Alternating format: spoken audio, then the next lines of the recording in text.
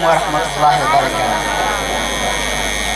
جس دیش کے کوچے کوچے میں افلاس آوارہ پھرتا ہو، جس دیش کے کوچے کوچے میں افلاس آوارہ پھرتا ہو، جو دھرتی بھوک اگلتی ہو اور دکھ فلک سے گرتا ہو، جو دھرتی بھوک اگلتی ہو اور دکھ فلک سے گرتا ہو، جہاں بھوکے ننگے بچے بھی آہوں پہ پالے جاتے ہوں، جہاں سچائی کے مجرم بھی زندہ میں ڈالے جاتے ہوں، اس دیش کی مٹی برسوں سے یہ دکھ جگر پہ سہتی ہے اور اپنی دیش کے لوگوں کو آزادی مبارک کہتی ہے۔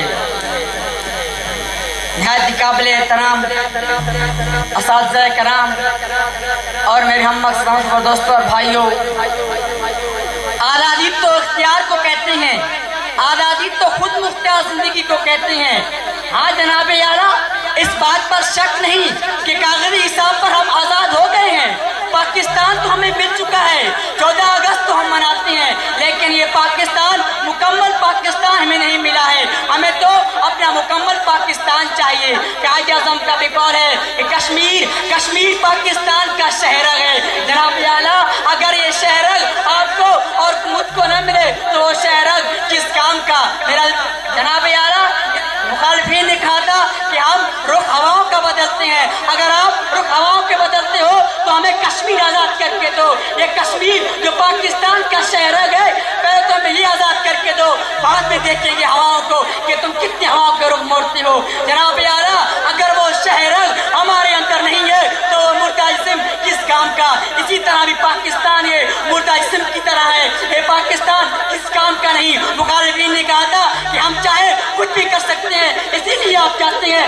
کہ آپ نے ایک گلبھوشن کو عالمی عدالت کے سامنے آپ نے ایسے ہی چھوڑ دیا، اس نے خود ثابت کر دیا کہ میں بلوچستان میں فساد پھیلانے کے لیے آیا ہوں، لیکن آپ نے چاہا تھا، آپ نے اسے چھوڑ دیا۔ آپ یہ نہیں چاہتے ہیں کہ کشمیر کے اندر جو پاکستان کا شہرگ ہے وہ کشمیر کو آپ آزاد کیوں نہیں کرتے ہو؟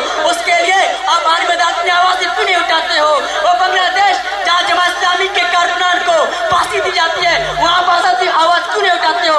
آپ یہ چاہتے ہیں، آپ ایسے کہتے ہیں، مجھے بتاؤ جناب اعلیٰ، جب ایک دن میں اپنے گھر سے نکلتا ہوں اور میں اپنے سوچنے میں گم ہو جاتا ہوں تو اچانک ایک آواز آتی ہے، میرے کان سے ٹکراتی ہے، وہ آواز ہوتی ہے کہ کون کہتا ہے میرا پیارا وطن آزاد ہے؟ یہ آواز سن کے میں تو ہوش ہی اڑ گئے۔ میں نے کہا کون کہتا ہے ہم آزاد نہیں ہیں؟ ہم تو آزاد ہیں، ہم تو آزاد ہیں۔ 14 اگست ہم کیوں مناتے ہیں؟ 14 اگست اسی کو مناتے ہیں، ہم آزاد ہیں، لیکن اسی دوران میرا ذہن دوسرا متوجہ ہوا کہ کوئی وجہ ہے، کوئی مسئلہ ہے، ان کے اوپر کوئی ظلم ہوا ہے، اسی لیے کہتے ہیں کہ ہم آزاد نہیں ہیں، اسی لیے کہتے ہیں کہ کون کہتا ہے میرا پیارا وطن آزاد ہے؟ جناب اعلیٰ، کیا آپ اسے آزادی کہتے ہیں؟ کیا آپ یہ آزادی چاہتے ہیں؟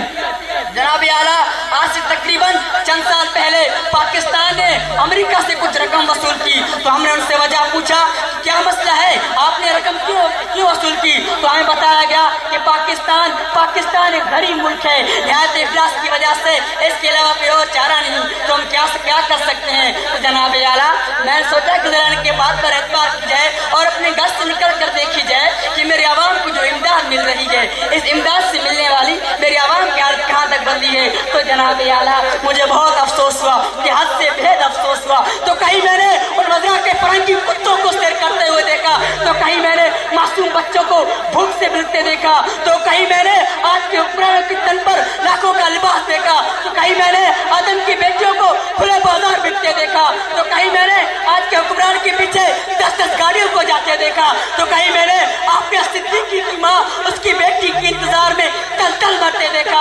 جناب اعلیٰ، میں آپ کو کیا بتاؤں اس پاکستان کے اندر میں نے کیا کیا دیکھا ہے۔ جب میں نے کربلا کا میدان دیکھا تو میرے زبان میں یہ الفاظ جاری ہو گئے، اصول بیچ کے مسلک خریدنے والوں، اصول بیچ کے مسلک خریدنے والوں، نگاہ اہل وفا بہت حقیر ہو تم، نگاہ اہل وفا بہت حقیر ہو تم، وطن کا پاس نتا نہ ہو سکے گا کبھی کہ اپنی حرس کے بندے ہو، بے ضمیر ہو تم۔ جناب اعلیٰ، آج ہم آزاد کیوں نہیں ہیں؟ اس لیے نہیں ہے کہ آج کے حکمران ہاتھ میں کشکول لیے اغیار کے سامنے بھیک ملنے کے لیے منتظر رہتے ہیں، جو اس قوم کے شخص کو پامال کر رہے ہیں، بلکہ ہمارے آنے والی نسل کو بھی گداگر جیسے شرمناک حادثے سے متعارف کر رہے ہیں۔ تاریخ میں ایسے کئی کس رقم ہیں جنہوں نے مسلمانوں کے ناموں کو جھکا کر دست سوار بلند کیا، ان لوگوں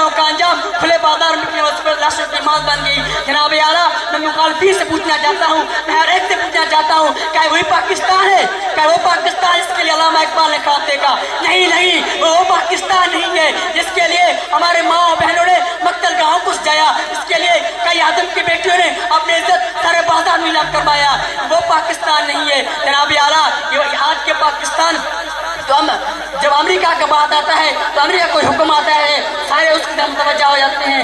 دیپ جن کی خواہشوں میں جلے، دیپ جن کی صرف محلاتوں میں جلے، دیپ جن کی خواہشوں میں جلے، دیپ جن کی صرف محلاتوں میں جلے، جو کہ مسندوں کے سائے میں پلے۔ ایسے قصوروں کو صبح بے نور کو میں نہیں مانتا، میں نہیں مانتا، ایسے قصور کو صبح بے نور کو میں نہیں مانتا، میں نہیں مانتا۔ میں بھی خائف ہوں تختدار سے، میں بھی خائف ہوں تختدار سے، میں بھی منصور ہوں قید و اغیار سے۔ ظلم کی رات کو، جبر کی بات کو میں نہیں مانتا، میں نہیں مانتا۔ وما علینا الا البلاغ المبین۔